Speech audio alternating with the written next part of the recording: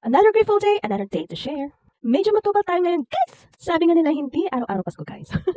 Ibig sabihin, hindi ganon laging malakas ang isang negosyo or kahit anong small business. So, nag-isip ako ng isang marketing strategy para sa ating small business, and this is particularly about the souvenirs.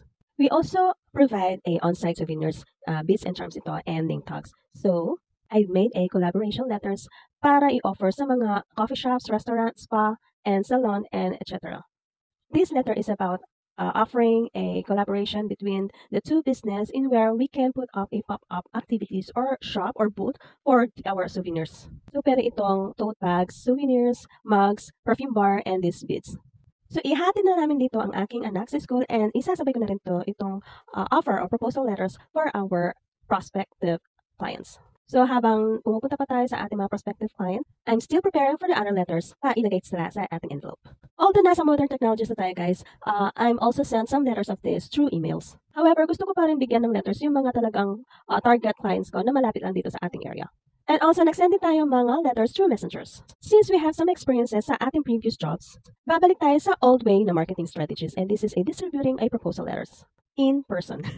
Kasi naiisip ko, if you're gonna send some emails doon, nag-send tayo, maiisip nila na scammer tayo. So, yung other emails na pupunta sa scam or spam messages, and so kung sa messengers naman, baka hindi rin tayo pansinin, guys.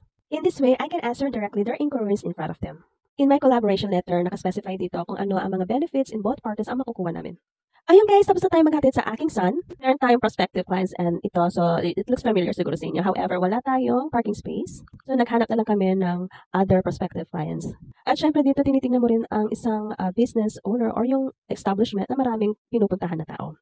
Kasi nakasaad din sa letter na we are also offering a 10% commission about the total of our sales. So here, nakapagbigay rin tayo ng ating letter. And dito din sa Kim Smart, nagbigay din tayo ng letter. Medyo tumagal ako dito guys kasi nag-explain pa tayo ng ating proposal. So doon sa isang establishment na pinuntahan natin, nakapag-explain din tayo with our proposal letter. So yun, sinasabay ko lang to sa mga lakad ko papuntang Angeles or somewhere else na nagdadala na rin ako ng letter. So yun lang guys, having a small business is talagang risky. Kahit anong business pa yan, risky talaga. Every day we need to market our business, hindi dahil sa matumal or malakas. So everyday yan guys. Laban lang guys, that's all for today.